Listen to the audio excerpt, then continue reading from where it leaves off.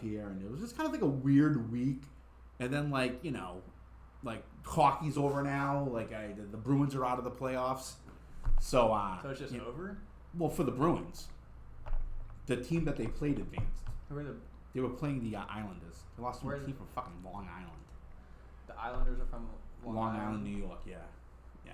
And now that's it. For a person like me that loves hockey and basketball and doesn't really give a shit about football and baseball, like sports is basically like over until next October for me. So, what about like D&D? I'm not following you. Dungeons and Dragons. You can play it year round. Wow. It's a game that you can play year round. I can play cards. I've literally told you about Dungeons and Dragons. I don't know how many times. I play it on Fridays. I'm just not playing tonight because of whatever reason. Right. And you never fucking listen. I listen. I think that you would enjoy it. No, it's a Dungeons and Dragons is not a sport. It's a game. Like you played in like a dungeon? I mean, you can play it anywhere. Where are there dungeons around here? I don't play in a dungeon. Why is it called that then? Because it's in the realm of your imagination, so it's infinite. Okay. So you like have these characters. Infinite, but what does it have to do with the dungeon? Because you like go into dungeons. You just said that you never played in the dungeon. In imagination, in your imagination. So it's like Imagination Land. Sure. You know what I'm talking about? You ever see that episode of South Park where they were in the thing going to Imagination Land? It's like a 3-part series. I guess our imaginations got taken over by terrorists. Yeah. So it's like, you kind of like when I play. It's like that. It's like a commitment. You have to play we play like every week. Dude, I can barely commit to like my girlfriend. I'm not. We play for like 2 hours every week. Oh, that's a long time. 2 hours. Yeah. It's 2 hours every week. The only reason I'm engaged like with this and for so long. And you get to escape from reality for like 2 hours. And you get to go into that what we're doing right now? Well, yeah, this is my other form of escaping from reality. Right. So I have a lot of forms of escaping from reality that I have found is actually a lot more pleasurable than doing drugs. Well, yeah, like anything right now to me is more pleasurable than doing drugs. But you know what? At the end of the day, I'm sorry that I never really like inquired about it. I understand that it's kind of selfish of me now that I've like been talking about hockey for like the last 3 shows, and you kind of just been sitting there like, dude, fuck you. Yeah, I have no idea what hockey is. Right, I have no idea what Dungeons and Dragons is. I had no idea that you weren't playing in a dungeon. That actually would be pretty cool if you were like, yeah, dude, we have a dungeon. Some people dress up, when they play. What do they dress up as their character. So mine is a level 6 or 7 wood elf monk. Okay. The only knowledge I had of Dungeons and Dragons, besides that you said you played it, was that clip of South Park I sent you when the chicks come into the game room and the guys are like, what the fuck? And they're like, oh, I get a 200 level so-and-so. And the guys are just like... So that was my knowledge of it. I'm like, I don't know what the fuck they're talking about. But, alright, yeah, okay. But the thing is like, You see how I feel now, though? Yeah. I feel right now, I feel scared and confused, and I feel like being confrontational. That's how I feel. You feel like you're under attack? Yeah. Feel vulnerable? So what I'll say is that I would love to, like... But here's the thing, though. I'm willing to, like, do the Dungeons and Dragons thing. You weren't even willing to, like, learn about hockey. So, in essence, you're the selfish asshole. Who said I wasn't willing to learn about hockey? You did. I've been listening. You've been listening. I've been asking willing. I've been asking questions. No, you like, haven't. Is it a ball or a puck? Are you playing with balls? That's just you using puns to make fun of me. My cousin plays hockey. My cousin doesn't play Dungeons and Dragons. My cousin does honestly, not. Dude, is it like a California thing? There's not a lot of dungeons in California. I think it started in like Romania. Somewhere with dungeons. I don't know where it started. I want to say it. I don't know. I have no idea where it started. It's all over the world.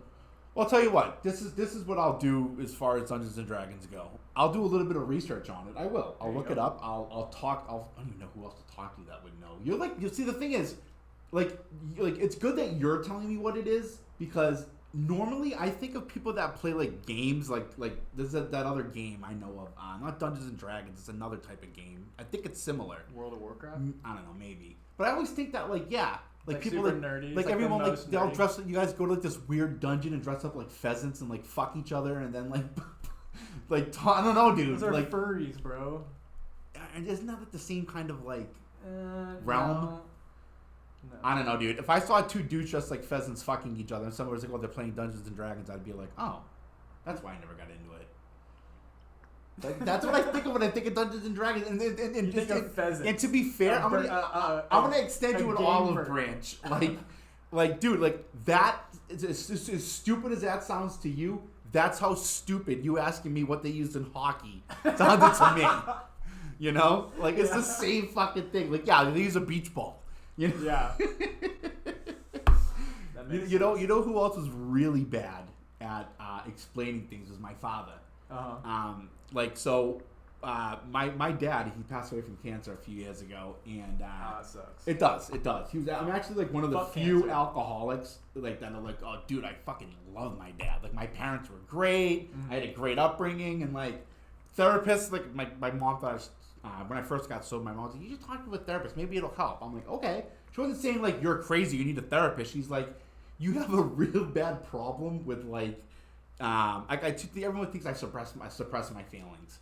And it's like, well, you can't suppress something that's not there. Yeah. So she wanted me to like talk to a therapist to see if I could get to like the root of like, you know, maybe some shit I've been like struggling with in my life. But so like my dad was the same way. You know, like I wasn't raised in a place where like my dad would like hug me or like, you know, but we were really close. It was just different. Like we don't really like, maybe that's part of what the problem is. Like we don't talk about our feelings back east as openly as some people do. But, you know, we had family dinner every night. I had a great childhood, a great upbringing. My parents were not the reason I drank. I drank because I was an alcoholic, and I fucking, like, isolated because people kept, like, would always, like, ask me, oh, what's wrong? I hated fucking hearing that. I'm like, nothing. I'm just trying to get drunk. Why? Because it's a fun thing to do. Well, what else is wrong? Nothing. Like, you know? You are what's wrong. Right. So anyhow, my dad died from cancer a couple of years ago, and we're sitting on. So he I wasn't living at home at the time. I was off in New York, but I came home for a weekend, and my dad hit me up. He's like, yeah. He's like, when you come down here, we'll go get dinner and this and that. I'm like, all right. So me and my dad went out to dinner. We had a few drinks. Well, he had a few. I had a lot, and we're sitting on the porch, and my dad's like, hey, you want a cigar? And I'm like, okay. It was kind of weird behavior from my dad. My dad didn't really drink. I never really seen him smoke a cigar. Yeah. But he had this bottle. He's like trying to get that moment in with you. Yeah, something. Yeah. You know, we'd had moments like that before. Like him and I would just hang up, but there was never like booze and cigars involved. Yeah. But I was like, hey, wait a minute. My dad feels like just cutting loose, getting shit-faced this weekend. Great. I'm game. So he had just taken like 25 years at Raytheon. And one of the guys he worked with that he'd known, 20 years, had bought him this like $800 bottle of scotch as like a gift. You know, it's like sipping scotch. It's something you'd get for a guy that like doesn't really drink, but like has a lot of special occasions where he goes like, oh, I got this scotch. It's almost $1,000 bottle. Yeah. Let's have a little drink. So that's what he said to me, and I poured myself like an 8-ounce glass and like chugged it. And he was just like looking at me like, oh yeah, I forgot you're an alcoholic. But anyway, so you just drank like $300. Yeah. So like we're sitting out on the porch, we're smoking these like he had these Cuban cigars. He had like these really expensive cigars. It came in this like wicker box, and there was like a gold emblem on it. He got hooked up at this party they had for him at work. So anyway, we're having a few drinks, we're smoking the cigars, and my dad is like telling me all these stories like when he was younger about like these girls he'd fucked. And, like my dad was like kind of a pimp. Yeah. And so anyways, he told me this one story about this girl that he he was like, oh yeah, he's like, and like it was the first time I did this, and I'm like, fucking hey dad, good for you. He was like, I'm pretty sure that was the night you were conceived. I'm like, what? I'm like, you're talking about mom? So he's like, gets up and he's like, yeah. He's like, oh, by the way, I have stage 4 cancer, and just went inside, and I'm like, what the fuck? Sitting there like, first hearing about how we defiled my mom the night I was conceived, and then like, oh yeah, by the way, I'm gonna die in a couple of years. I'm just sitting there like, what the fuck? And so anyhow, the next morning I came downstairs and my mom was like, You want some pancakes? I'm like, get away from me. You're gross. It's like all like fucked up and shit. And so, yeah, that's how my dad told me he had cancer. And apparently, like, I was the last person he told. He sat down with like my mom and my sisters, and he's like, yeah, here's what's going on. Like, very formally, very like, you know, family around him. And I guess this is what my mom says, and my sister, I don't know if it's true, if they're just fucking with me, but they said that after he told them, he was like, oh, fuck, Rosie. So, like, you know, like, he forgot that I, like, so yeah. Exist. Yeah. And so since I think he already did it once, and that probably was very emotional for him to do that with my mom and my sister. So with me, he was just like, trying to get it out of the way. Yeah, he's like, well, under the rug. He's like, what does my son do best? He gets drunk. Yeah. You know, so we'll get drunk together. I'll tell him, and you know, it won't have to be such an emotional thing for me. And I don't know why he decided to incorporate that story about my mom, but I think that he was pretty drunk too. But anyway, yeah. So God rest him. He was a great guy, and that's where I get my like my lack of like, you know, I'm not very good at like cordial shit. Yeah. You know, like being... I've never given a man a gift. Right. I've never received a gift from a man. Right. I haven't. Yeah. You know. So it's sometimes it's even the way like I address people in the house and shit. You know. Yeah. I'm just not very good at that stuff. Someone's like, oh, I'm having a really tough day. I'm like, I don't give a fuck. Go help someone. Yeah. You know what you have to do. Don't come to me if you're coming to me looking for sympathy, for me to co-sign your bullshit. You've chosen the wrong place. Yeah. You know. So anyhow, yeah. So my dad, yeah, I have a lot of great stories about my dad, but that one and the one that when he had cancer, he came out here to see me, and he was using it to get gain advantages. Right. Yeah. Like cutting in line at Disney. Go, I have cancer. Like, he got like the thing so he can go to the front of the line, and like there's all these like families like standing in the sun, like kids and parents. He's like, I got cancer. They're like all disheveled, and we're just walking to the front. I'm like behind my dad, being like, "Yeah, fuck you," like, for no reason, that's you know. That's why we bring my friend Nick places. What's wrong with Nick? Oh, the dude. He's such a sweet kid. Just wait till you actually meet him. Is he great? Oh, he's great. Awesome. He's got a handicap placard and everything. That guy in my house, Jeff, the dude with that's like the neck. Yeah, that's like 115 years old. Yeah. He's always like parking. Like, I'm dude, why don't you get a handicap placard? He's like, could I? I'm like, are you kidding me? I'm like, you were like the reason they exist. So I told him, this is how selfish and fucked up I am. Please don't judge me on this alone, but maybe you should.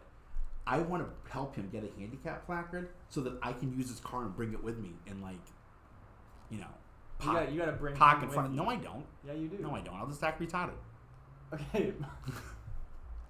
Or like I'll have like a lisp. I don't think they issue handicap placards for lisps. In this day and age, dude, if you go in there and you probably, say something, they won't dare. Like, let me see your AIDS card or whatever it is. Yeah. You know. Your lisp. Oh, sorry, I didn't bring I'm a retard card with me. Yeah. Can I please speak to your fucking manager? Yeah. Be like that person. Bring cancel culture with you. Act like a white woman. Yeah. Yeah. Like a Karen. They really are, like, I think, the root of everything that's wrong. Like Bill Burr does a great bit on it, where he's like, I can't believe women have the balls to throw my white privilege in my face. It's like, bitch, you're in the hot tub with me. You know? It's so fucking funny. It's even funny because he's married to a black chick, so like he just shits all over white women. Yeah. Yeah. All right. With that, we're gonna take a quick break. We're gonna come back and talk about our anti-sponsor. Yeah, the anti-sponsor. And so we're gonna be back. I promise. All right. Let's stop. All right. Save. Yeah. So I gotta change the battery in the GoPro. Okay. So we gotta go get that TV